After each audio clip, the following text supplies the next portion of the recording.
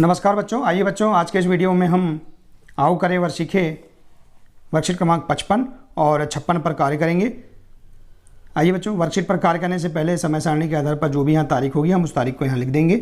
आइए गतिविधि का नाम करके देखो। उपावधारणा है आकृतियों का विश्लेषण सेकेंड। ठीक है, प्रश्न दिया है नीचे दिए गए सतह की आकृति जैसे दिखने वाली वस्तुओं के नाम लिखिए वह दो बराबर भाग में बांटने हेतु लाइन खींचिए। ठीक है बच्चों, ये जो आकृति दी है यहाँ इस प्रकार की दिखने वाली वस्तुओं के नाम हम यहाँ पर लिखेंगे। ठीक है, और दो बराबर भागों में बांटने हेतु यहाँ इस आकृति में हम लाइन खींचेंगे। आइए देखते हैं। ठीक है बच्चों, तो जैसे कि यहाँ उदाहरण के रूप में दिया है, इस प्रकार जो गोल आकृति है, ठीक है, गोल के समान या वृत्त के समान जो आकृति है, इनके यहाँ उदाहरण दिया जैसे चूड़ी, कटोरी।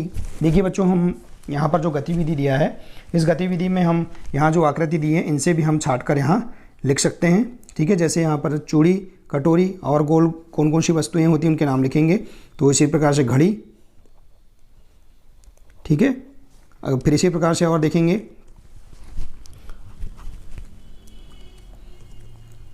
और देख सकते हैं बच्चों, चूड़ी, कटोरी, घड़ी और क्या है, टिफिन बॉक्स, टिफिन बॉक्स। ठीक है, गोल वाला जो टिफिन बॉक्स होता है उसको भी लिख देंगे हम इसी प्रकार से। और अगला है थाली।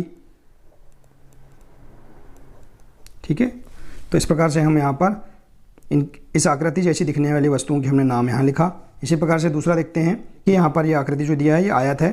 इस आकृति जैसी दिखने वाली वस्तुओं के नाम हम यहाँ लिखेंगे। तो आयत के समान दिखने वाली वस्तु कौन कौन सी हैं, देखिए यहाँ से आप छाट सकते हैं। ठीक है, यहाँ देखिए इस प्रकार से लिफाफा।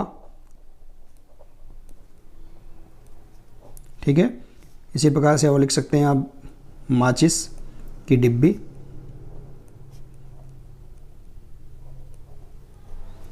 इसी प्रकार से और क्या लिख दोगे, देखिए यहाँ पर रबर।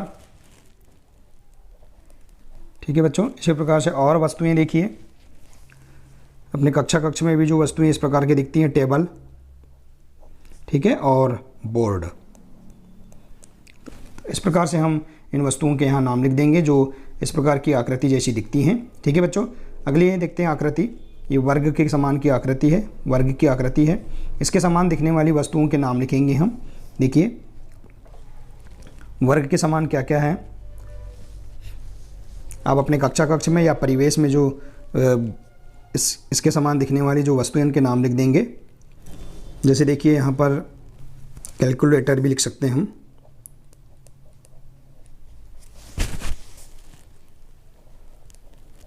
कैलकुलेटर, ठीक है, इसी प्रकार से और है बोर्ड भी हो सकता है। ठीक है, इस आकृति का बोर्ड भी रहता है। और क्या है, देखिए यहाँ बैग, बैग भी लिख सकते हैं। और देखिए टेबल, टेबल भी वर्ग के आकार की रहती हैं। ठीक है, और देख सकते हैं फोटो फ्रेम। ठीक है, तो इस प्रकार से हम यहाँ पर इन वस्तुओं के नाम लिख सकते हैं जो इस आकृति के समान दिखती हैं। जैसे कैलकुलेटर है, बोर्ड है, कक्ष का जो बोर्ड है ये वर्ग के आकार का भी होता है और आयत के आकार का भी होता है। फिर इसके बाद बैग है, फिर टेबल है, टेबल भी वर्ग के आकार की होती है और इस प्रकार की आकृति के आकार की भी होती है। इसी प्रकार से फोटो का जो फ्रेम होता है यह भी इस प्रकार की आकृति के आकार का होता है। ठीक, अगली आकृति दिया है त्रिभुज। त्रिभुज के समान जो जो वस्तुएं हैं उनके हम यहाँ नाम लिखेंगे। देखिए यहाँ से भी हम लिख सकते हैं, जैसे कि ये छाता। ठीक है, यहाँ से देखिए प्रेस, और देख सकते हैं कैंची। ठीक है, इसी प्रकार देखिएगा ये घंटी। इसी प्रकार से पेंसिल की नोक।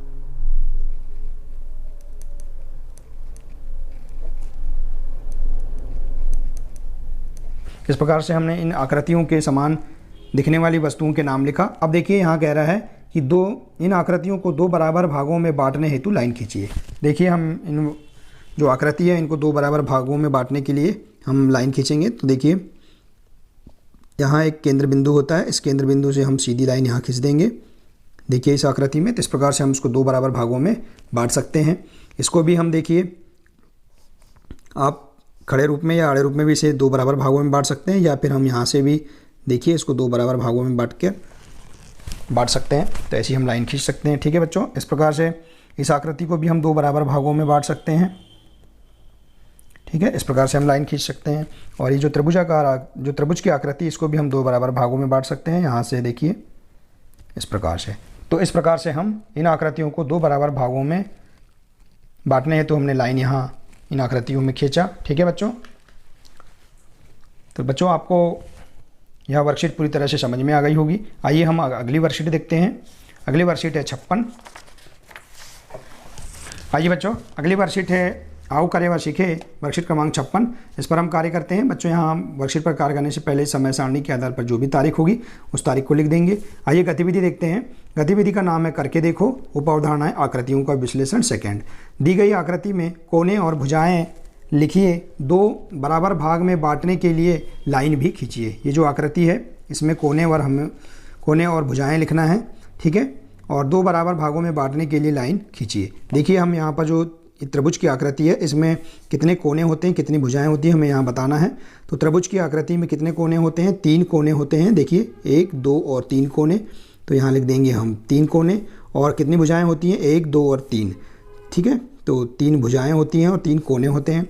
अब देखिए यहाँ इस प्रकार गोलाकार जो आकृति है इसमें देखिए कितने कोने होते हैं? कोई भी कोना नहीं होता है, और जब कोने नहीं होंगे तो इनकी भुजाएं भी नहीं होंगी। ठीक है बच्चों, आपको यह महत्वपूर्ण बात ध्यान रखना है कि जिस आकृति में यदि अगर कोने होते हैं तो उनकी भुजाएं भी अवश्य होंगी, और यदि कोने नहीं होते हैं तो उनकी भुजाएं नहीं होंगी। ठीक है, तो इसमें गोल वस्तुएं देखिए, इसमें कोई भी कोना नहीं है तो भुजाएं भी नहीं होंगी, इसलिए कोने की संख्या कितनी आएगी? 0, और भुजाएं कितनी होंगी? 0 होंगी। अगली आकृति है देखिए इस प्रकार से। यहाँ देखिए कोने कितने हैं? 1, 2, 3, 4, 5 कोने हैं। ठीक है, तो इस आकृति में 5 कोने हैं, तो हम 5 लिख देंगे। और कितनी भुजाएं गिन लेते हैं? 1, 2, 3, 4 और 5 भुजाएं हैं, तो 5 कोने मतलब 5 भुजाएं। ठीक है, तो इस प्रकार से हम भुजाओं के नाम भी लिख देंगे यहाँ। तो इस प्रकार से हम यहाँ भुजाओं की संख्या लिख देंगे। अगली आकृति है देखिए इस प्रकार की। यहाँ आयत की जो आकृति है यहाँ दिया हुआ है, कितने कोने हैं? 1, 2, 3, 4 कोने हैं। ठीक है, और भुजाएं कितनी हैं? 1, 2, 3 और 4 भुजाएं हैं। ठीक है, और इस आकृति में देखिए कितने कोने हैं? 1, 2, 3, 4, 5 और 6 कोने हैं। ठीक है, और भुजाएं कितनी हैं? 1, 2, 3, 4, 5 और 6। तो बच्चों इस प्रकार से हमने इस वर्कशीट के माध्यम से जाना कि यदि किसी आकृति में जितने कोने होते हैं उतनी ही भुजाएं होती हैं। तो हम इस प्रकार से आकृतियों के कोने और भुजाएं यहाँ हमने लिखा। ठीक है बच्चों, अब आगे देखते हैं। इन आकृतियों को भुजाएं लिखिए। देखिए प्रश्न कह रहा है दी गई आकृति में कोने और भुजाएं लिखिए, 2 बराबर भाग में बांटने के लिए लाइन भी खींचिए। तो इन आकृतियों में हम 2 बराबर भाग बांटने के लिए लाइन खींचेंगे। तो देखिए इसे हम इस प्रकार से हम लाइन खींच देंगे। इसमें देखिए इस प्रकार से यहाँ लाइन खींच देंगे। अब देखिए हम इस आकृति में यहाँ 5 भुजाएं हैं, तो हम इसे 2 बराबर भागों में नहीं बांट पाएंगे, इसलिए हम इसमें लाइन नहीं खींचेंगे। अब अगली आकृति है 4 भुजाएं, तो इसे हम 2 बराबर भागों में बांट सकते हैं, तो हम इसमें लाइन खींच सकते हैं। ठीक है बच्चों, तो इस प्रकार से हम लाइन खींच देंगे। अब इसी प्रकार से देखिए यहाँ पर 6 भुजाएं हैं, तो इसको भी हम 2 बराबर भागों में बांट सकते हैं, इसके लिए लाइन खींचेंगे हम इस प्रकार से। इस प्रकार से हमने जो आकृति को हम 2 बराबर भागों में बांट सकते हैं उन आकृतियों में हमने बीच से लाइन खींचा है। ठीक है बच्चों, तो इस प्रकार से बच्चों हमने वर्कशीट क्रमांक 55 और 56 पर कार्य किया। बच्चों आशा है कि आपको यह वर्कशीट पूरी तरह से समझ में आ गई होगी। ठीक है बच्चों, आइए बच्चों हम अपने अगले वीडियो में अगली वर्कशीट पर कार्य करेंगे। आज के लिए सिर्फ इतना ही है। नमस्कार।